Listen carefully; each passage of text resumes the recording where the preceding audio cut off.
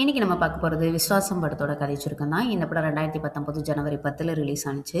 இந்த படத்தோடைய director Siva and music director D Imman. இந்த படத்தில் நம்மளோட அல்டிமேட் ஸ்டார் அஜித் குமார் சாரும் அண்ட் நயன்தாரா நடிச்சிருக்காங்க. காமெடி ஆக்டர்ஸ் வந்து விவேக், ரோபோ சங்கர், அப்புறம் தம்பிராமையா சார் எல்லாரும் நடிச்சிருக்காங்க. இந்த படம் பார்த்தீங்கன்னா, ஸ்டார்ட்டிங்கில் எப்படி காமிப்பாங்கன்னா, அஜித் சார் வந்து நல்ல ஒரு வயசாயிருக்கும். அவர் வந்துட்டு ட்ரெயினில் வந்து ஒரு இடத்துக்கு போய்கிட்டு இருப்பாரு. மும்பைக்கு போவாருன்னு நினைக்கிறேன். போய்கிட்டு இருப்பாரு. அப்போ பார்த்தீங்கன்னா, நயன்தாரா வந்து மீட் பண்ணுறதுக்காண்டி வெளில நிற்பாரு. ஆனால் வந்துட்டு சிசிடிவிலே இவரை பார்த்துட்டு, நான் இல்லைன்னு சொல்லிடுங்க அப்படின்னு சொல்லிடுவாங்க. அவரும் அவங்களுடைய அசிஸ்டன்ட் வந்துட்டு, அவங்க வந்து இங்கே இல்லை அப்படின்ற மாதிரி சொல்லிடுவாங்க. இவங்க ரொம்ப நேரமாக வெயிட் பண்ணிட்டே இருப்பாங்க. பார்த்தீங்கன்னா, அப்போ தான் நயன்தாரா வெளில வந்துட்டு போவாங்க. அப்போ பார்த்துட்டு இவர் ரொம்ப ஃபீல் பண்ணுவார். அவரோட கிளம்பி போயிடுவாங்க.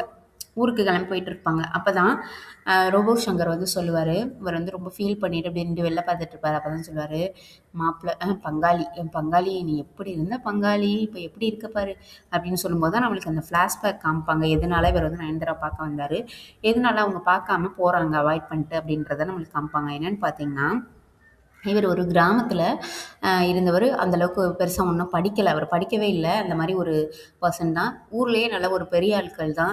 நல்ல வசதியான வீடு.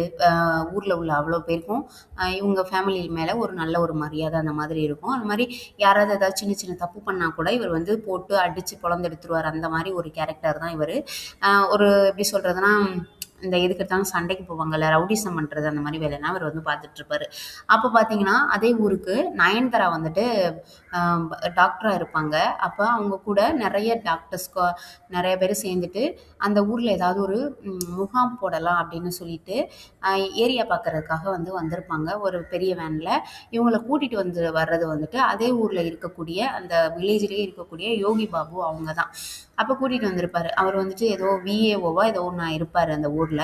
அதனால் இவர்கிட்ட சொல்லிவிட்டு இளம்பாக்கறக்காக வந்துக்கிட்டு இருப்பாங்க. இப்போ வரும்போது பார்த்திங்கன்னா, அஜித் சார் வந்துட்டு சில பேரை ஒரு 4, 5 பேரை போட்டு ரோட்டில் போட்டு அடிச்சுக்கிட்டு இருப்பாரு. விரட்டிக்கிட்டு வந்துட்டு அதை ஃபுல்லாக நயன்தாரா வந்து ஷூட் பண்ணிடுவாங்க. பண்ணிவிட்டு போலீஸ் ஸ்டேஷனில் போய் கொடுத்துருவாங்க. இந்த மாதிரி ஒருத்தர் வந்துட்டு இத்தனை பேரை போட்டு அடிக்கிறாரு அப்படின்னு சொல்லிட்டு. அப்போ பார்த்தீங்கன்னா, அவங்கள வந்து அரெஸ்ட் பண்ண முடியாது. அந்த போலீஸ் ஸ்டேஷனில் வந்துட்டு அந்த ஊரில் இவங்க தான் முக்கியமான ஆள் இல்லையா, ஸோ வந்து அரெஸ்ட் பண்ண மாட்டாங்க. ஆனால் இவங்க வந்து இதோட கொண்டு போய் கொடுத்ததுனால நான் வந்து மேல் இடத்துல கம்ப்ளைண்ட் பண்ணிடுறேன்னு சொன்னதுனால சாட்சியோடு இருக்கவும் வேறு வழி இல்லை, போலீஸ்காரங்க வந்து அரெஸ்ட் பண்ணி தான் ஆகணும்னு சொல்லிட்டு அரெஸ்ட் பண்ணி உள்ளே வச்சுருவாங்க. ஆனால் அரெஸ்ட் பண்ணதும் போதும் அந்த ஊரில் பெரிய ஆட்கள்னால அந்த ஊரே அங்கே தான் திரண்டு வந்து நிற்கும். நீ எப்படி என் பேரை நான் அரெஸ்ட் பண்ணுவேன், என் மயனை எப்படி அரெஸ்ட் பண்ணுவேன், என் தம்பியை எப்படி அரெஸ்ட் பண்ணுவேன், என் அண்ணனை எப்படி அரெஸ்ட் பண்ணுவேன்னு ஊர் மக்கள் அம்புட்டு பேர் அங்கே தான் வந்து நிற்பாங்க. அப்போ நயன்தாரா வந்து அங்கே வருவாங்க. வந்து பார்த்துட்டு என்னடா அப்படி இருக்குன்னு பார்த்தா இவர் வந்து செல்லுக்கு உள்ளே உட்காந்துருப்பாரு. செல்லுக்கு வெளில உட்காந்துட்டு எல்லாரும் சேர்ந்து சீட்டு விளையாடிட்டு இருப்பாங்க. அந்த மாதிரி இருந்துகிட்டு இருக்கோம். இப்போ இவர் நயன்தாரா வந்துட்டு வந்து பார்த்தோன்னே போலீஸ்காரங்க சொல்லுவாங்க, ஏம்மா தூக்குதுறையை அரெஸ்ட் பண்ணி ஒன்றும் ஸ்டேஷனில் வச்சது மாதிரி இல்லைம்மா, ஸ்டேஷனை அரெஸ்ட் பண்ணி கொண்டு போய் தூக்குதுறை வீட்டில் வச்சது மாதிரி இருக்குது. தயவு செஞ்சு இவரை எப்படியாவது வெளியில் எடுத்துருமா, எப்படியாவது கையெழுத்து போட்டு கொடுத்துருமா, வாபஸ் கையெழுத்து அப்படின்னு சொல்லுவாங்க. இவர் இவங்க ஃபஸ்ட்டு பண்ண மாட்டேன் அப்படின்னு சொல்லுவாங்க. அப்போ இவங்க ரொம்ப தைரியமாக பேசுகிற பார்த்துட்டு அஜித் சாருக்கு வந்து ரொம்பவே பிடிச்சிருக்கும். அதோட என்ன பண்ணுவாங்க, வேறு வழியே இல்லாமல் கையெழுத்து போட்டு கொடுத்துருவாங்க. கொடுத்துட்டு போயிடுவாங்க. அப்போ பார்த்தீங்கன்னா, இவங்க எல்லாரும் சேர்ந்துட்டு ஒரு இடத்துல வந்துட்டு முகாம் போட்டிருப்பாங்க. அப்போ அதே ஊரில் இருக்கக்கூடிய சில பல ரவுடிஸ் போயிட்டு, இங்கெல்லாம் முகாம் போடக்கூடாது, எடுன்னு சொல்லிட்டு அந்த டென்ட்லாம் போட்டிருப்பாங்கல்ல, அதெல்லாம் பிடிச்சி உருவிக்கிட்டு இருப்பாங்க. ஏன்னா அவங்களுக்கு வந்து காசு கொடுக்கணும் அப்படின்னு சொல்லிட்டு. அதுவும் கொஞ்சமாலாம் கேட்க மாட்டாங்க, லட்சக்கணக்கில் கேட்பாங்க. அப்போ நயன்தாரா சொல்லுவாங்க, நாங்கள் எதுக்குங்க உங்களுக்கு காசு கொடுக்கணும், நாங்கள் வந்துட்டு ஃப்ரீயாக வந்துட்டு மருத்துவம் பார்க்கலான்னு சொல்லிட்டு வந்திருக்கோம், அதுக்காக உங்களுக்கு காசு கொடுக்கணும்னு அவசியம் இல்லை அப்படின்னு சொல்லி பேசுவாங்க.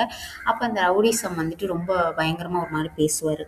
அப்போது இந்த மாதிரி எல்லாத்தையும் பிரித்து போடுங்கடா அப்படின்னு சொல்லிட்டு அம்புட்டையும் போட்டு பிரித்து போட்டுக்கிட்டு இருப்பாங்க. அந்த இடத்துக்கு பார்த்தீங்கன்னா, உள்ளே பார்த்தீங்கன்னா அஜித் சார் வந்து உட்காந்துக்கிட்டு இருப்பாரு. அப்போ பார்த்துட்டு, தூக்குதுறை நீ இங்கேயா இருக்க, நீ வந்து எனக்கு தெரியாதே அப்படின்னோடனே, சரி நீ எதுக்கு இங்கே வந்த அப்படின்னோடனே, எல்லாருக்கும் ஒரே இருமல் அப்படின்னு மொத்தமாக வந்த ஒரு 40 பேரும் சேர்ந்து இருமுவாங்க. அதோட ஓ எல்லாருக்கும் மொத்தமாக இருமலோ, ஆமாம் அதுக்கு டேப்லெட் வாங்க வந்தோம் அப்படிம்பாங்க. அப்புறம் இவரை பார்த்தோன்னே டக்குன்னு எல்லாத்தையும் எடுத்து எடுத்த இடத்துலயே வச்சுருவாங்க. அதுக்கப்புறம் தான் நயன்தாராவுக்கு புரியும். ஓகே இவர் நல்லவர் தான்.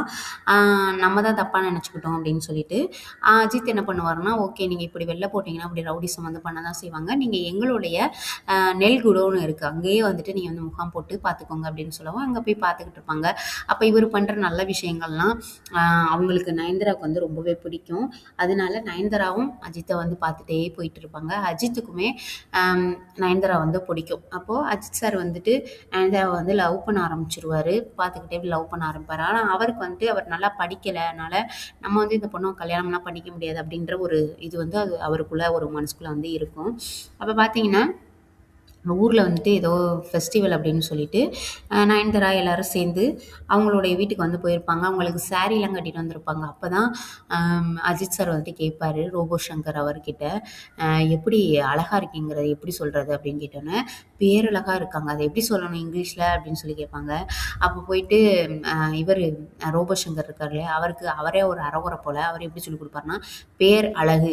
பேருனா நேமு, அழகுனா பியூட்டி. அப்ப நேம் பியூட்டி" அப்படின்னு சொல்லிக் குடுப்பாரு.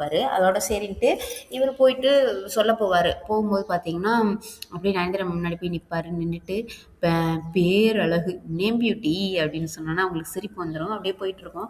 இதுல என்ன ஆயிரும் பார்த்தீங்கன்னா, இவங்க முகாம் முடிச்சுட்டு ஊருக்கு கெளம்பிருவாங்க. கொஞ்ச நாள் கழிச்சு, நயன்தாரா வந்து அவங்க அப்பாவ கூட்டிட்டு ஊருக்கு வந்திருப்பாரு. வந்திருக்கவும், "எதுக்கு எல்லாரும் வந்திருக்காங்க? ஓ! இது அவங்களுக்கு கல்யாணம் போல, அதான் தட்டுலாம் கொண்டு வந்திருக்காங்க" அப்படின்னு அஜித் சார் வந்து நெனைப்பாரு. "கவலைப்படாதீங்க மேடம், உங்களோட கல்யாணத்த நாங்க வந்து சிறப்பா பண்ணிருவோம்" அப்படின்னு அஜித் சார் வந்து சொல்லுவாரு. அப்போ நயன்தாரா வந்து சிரிப்பாங்க. ஏன்னா, மாப்பிள்ளை கேட்டு வந்திருக்கிறதே அஜித் சார தான். அவங்க அப்பா வந்து சொல்லுவாரு, "மை டாட்டர் அ என்ன மொழி ஐயய்யோ! எனக்கு இங்கிலீஷ் வர மாட்டேங்குதே. அ எ என்னுடைய பொண்ணு வந்துட்டு உங்கள கல்யாணம் பண்ணிக்கணும்னு ஆசைப்படுறாங்க" அப்படின்னு சொல்லிட்டு இங்கிலீஷ்ல சொல்லுவாரு. அவருக்கு வந்து புரியாது. டாக்டரு மேரி டாக்டருக்கு கல்யாணம் அப்படின்னு சொல்லிக்கிட்டு இருப்பாரு அஜித் சார். அப்ப பார்த்தீங்கன்னா நயன்தாரா வந்து சொல்லிருவாங்க, "இல்ல உங்கள தான் நான் கல்யாணம் பண்ணிக்கணும்னு ஆசைப்படுறேன்" அப்படின்னு சொல்லும்போது, அப்ப அவரு சொல்லுவாரு, "இல்லங்க, நீங்க எங்கேயோ இருக்கீங்க, நான் எங்கேயோ இருக்கேன். நீங்க வந்து படிச்சு பெரியவராகி டாக்டரா இருக்கீங்க. நான் பள்ளிக்கூடமே போனதில்ல" அப்படின்னு எவ்வளவோ சொன்னாலும், அ நயன்தாராவும் சரி, அவங்க ஊர் மக்களும் சரி சேர்ந்து கன்வின்ஸ் பண்ணிருவாங்க. உடனே கல்யாணமும் பண்ணி வச்சுருவாங்க.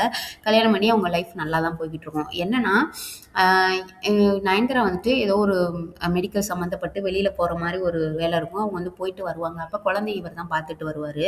அப்ப பார்த்தீங்கன்னா, இவங்க வர்றாங்கன்னு சொல்லிட்டு, ரயில்வே ஸ்டேஷனுக்கு வந்து வர சொல்லியிருப்பாங்க நயன்தாரா.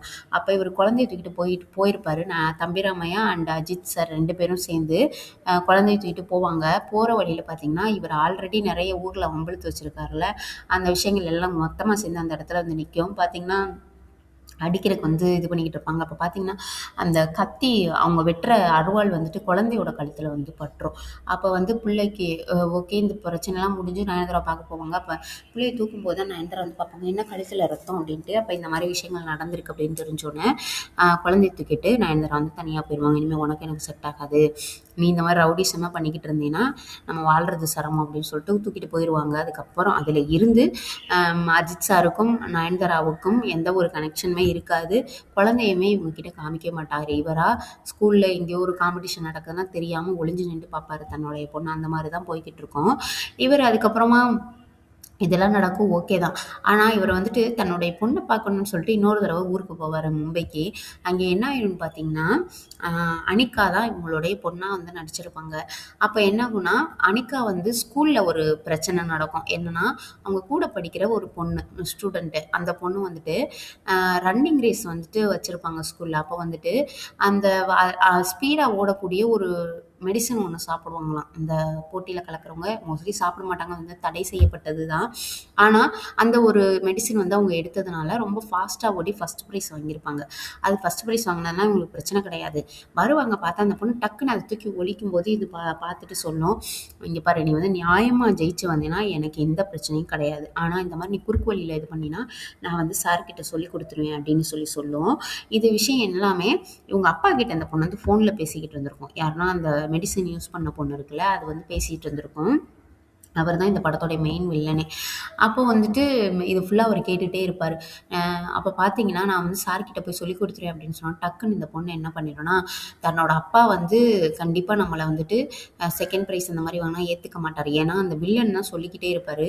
"நீ வந்துட்டு என்னோட பொண்ணு அப்படின்னா, நீ ஃபஸ்ட்டு ஜெயிச்சு வரணும். அப்போ தானே உன்னை என் பொண்ணாவே ஏற்றுக்குருவேன் அப்படிலாம் சொல்லுவார். அப்படிலாம் ஃபஸ்ட்டு குழந்தைங்கள்ட்ட சொல்லக்கூடாது. அது எதுக்கு சொல்லணும்? அவங்கவுங்க திறமை, அவங்கவுங்க எந்த நிலமையில வர்றாங்களோ வருவாங்க கண்டிப்பாக. அவங்களோட திறமைக்கு ஏற்ற மாதிரி தான் அவங்களுக்கு வந்துட்டு ஒரு ஸ்பீடு இருக்கும், படிக்கிறதுல ஒரு ஆர்வம் இருக்கும், விளையாடுறதுல ஒரு ஆர்வம் இருக்கும். அவங்கவுங்களுக்கு என்ன ஆர்வமோ அதில் தான் விடணும். அதை விட்டுட்டு நீ இதில் தான் ஃபஸ்ட்டு வரணும், இப்படி வந்துடணும், அப்படி வந்துடணும்னா அவங்களுக்கு பெரிய ப்ரெஷர் ஆயிரும் இல்லையா? ஸோ இந்த பொண்ணு அதெல்லாம் யோசிச்சு பார்த்துட்டு டக்குன்னு மாடியிலேருந்து கீழே குதிச்சிரும். குதிச்சோன்னு பார்த்தீங்கன்னா அதுக்கு வந்துட்டு மூளை வந்து செயலிழந்து அப்படியே ஒரே இடத்துல உட்காந்துருக்கும். எந்திரிக்க முடியாது, நிற்க முடியாது, பேச முடியாது. அந்த மாதிரி ஒரு இதில் சிச்சுவேஷனுக்கு போயிடும் அந்த பிள்ளை. அது என்ன ஆயிரும்னா, அந்த ஃபோனில் பேசி கேட்டுக்கிட்டே இருந்தார் இல்லையா அவங்க அப்பா, என்ன ஆயிரும்னா இந்த அனிகாவை வந்து கொல்லணும், என் பொண்ணு வந்து இப்படி ஆனதுக்கு காரணம் அந்த பொண்ணு தான் அப்படின்னு சொல்லிட்டு அஜித் சாரோடைய பொண்ணை வந்து கொல்றதுக்காண்டி அவர் வந்து துரத்துவார். அப்போது அந்த டைம் பார்த்துட்டு இவர் ஊருக்கு வந்திருப்பார் இல்லையா, யாருன்னு பார்த்தீங்கன்னா அஜித் சார் வந்து மறுபடியும் ஊருக்கு வந்திருப்பார் இங்கே மும்பைக்கு. அவர் துரத்தவும் கரெக்டாக நயன்தாரா கிட்ட ஃபோன் பேசுவாங்க. அம்மா யாரோ என்னை துரத்துறாங்கம்மானோன்னே டக்குன்னு நயன்தாரா நினச்சிருவாங்க அஜித் சார் தான் துரத்துறாரு அப்படின்னு. அவர் உன்னை ஒன்றும் செய்ய மாட்டார், இரு வர்றேன் அப்படின்னு சொல்லிட்டு அஜித் சாருக்கு ஃபோன் அடிப்பாங்க. அஜித் சாரோ வேற எங்கேயோ இருப்பார். இவங்க தான் பேச மாட்டேங்கிறாங்கல்ல, அதனால ரயில்வே ஸ்டேஷனா எங்கேயோ போயிடுவார், ஊருக்கு கிளம்பலாம் அப்படின்னு சொல்லிட்டு. அப்போ பார்த்தீங்கன்னா இவங்க ஃபோன் அடிச்சுட்டு, இங்கே பாரு நீ மட்டும் என் பிள்ளைய ஏதாவது பண்ணால் அவ்வளோதான் பார்த்துக்கோ உன்னை அப்படின்னு சொல்லிட்டு ஃபோனில் பேசுவாங்க. எனக்கு தெரியும் நீ இந்த மாதிரி இந்த இடத்துல தானே என் பிள்ளைய துரத்திக்கிட்டு இருக்கேன்னு எனக்கு தெரியும், என் பிள்ளைக்கு ஏதாவது ஒன்று ஆச்சு அப்படின்னோடனே இவருக்கு கோபம் வந்துடும். ஆகா நம்ம பிள்ளைய எவனும் துரத்துறான்டா அப்படின்ட்டு டக்குன்னு, நம்மளுக்கு தான் அஜித் சாரை பற்றி தெரியும்ல, அவர் பயங்கரமான ரேசர் ஆச்சு. அதுக்குள்ளே ஒரு பைக் நிற்கும், பயங்கர ஃபாஸ்ட்டாக ஓட்டிகிட்டு போயிடுவார். போயிட்டு அந்த பொண்ணை காப்பாற்றி கூட்டிகிட்டு வந்துடுவார். அதோட என்ன ஆயிடும்னா, இந்த மாதிரி தன்னோட பொண்ணுக்கு ஏதோ ஒரு பிரச்சனை இருக்குது அப்படின்னு தெரிஞ்சுட்டு அவரையும் கூடவே வச்சுக்கிடுவாங்க. வேறு வழி இல்லை, தன்னோட பொண்ணை காப்பாற்றணும் அப்படின்னா அவருடைய அப்பா கூட இருக்கணும்ன்ட்டு. ஆனால் அந்த பொண்ணுக்கு தெரியாது இவர் தான் அப்பான்னு. அந்த மாதிரி கூடவே வச்சுட்டு வருவாங்க. லாஸ்ட்டில் ஒரு சின்ன எல்லா பிரச்சனைகளுக்கும் அப்புறமா, அதாவது அந்த வில்லன் வந்துட்டு தன்னோட பொண்ணு சொல்லி சொல்லி தானே இப்படி ஆக்கி வச்சிருக்காரு, அவருக்கும் சொல்லி புரிய வைப்பார். லாஸ்ட்டில் கிளைமேக்ஸில் சொல்லி புரிய வைப்பார். இந்த அனிகாவுக்குமே நயன்தாரா வந்துட்டு இவங்க தான் அப்பா அப்படின்னு சொல்லிடுவாங்க. அதோட ஹாப்பி என்டிங்காக இந்த படத்தை வந்து முடிச்சிருவாங்க.